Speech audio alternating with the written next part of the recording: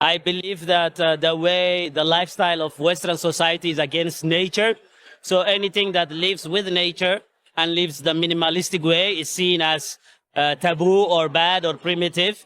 Is their playbook.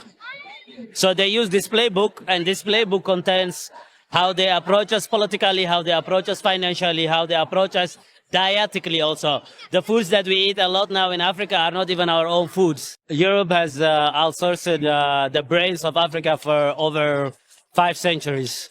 We had kingdoms like Timbuktu, Mali.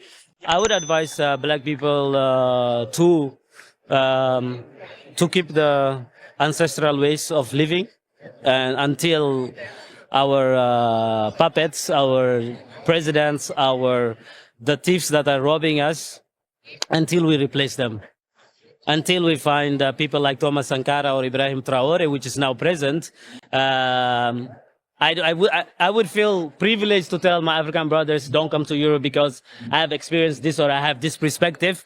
But I would say there will come a time we don't need to be here. How the Western society lives is not in accordance with nature. Western society believes that we have infinite resources, that we should dig the ground, we should cut all the trees, we should build all the asphalts. No. Our African ancestral way is taking what we need from the land and not what we want. White people, for the last 400 and 500 years, going to 500 years, not only black people, but have been ravaging the whole global south.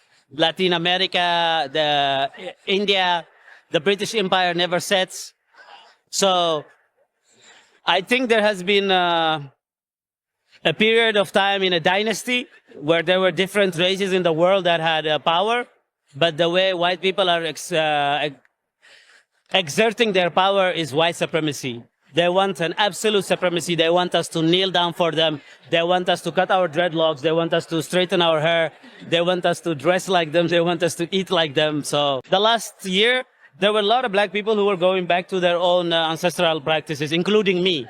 So I had to get out also from a very Sunni conservative Muslim family to figuring out my ancestral spiritual guides. Okay. So there is a revolution happening.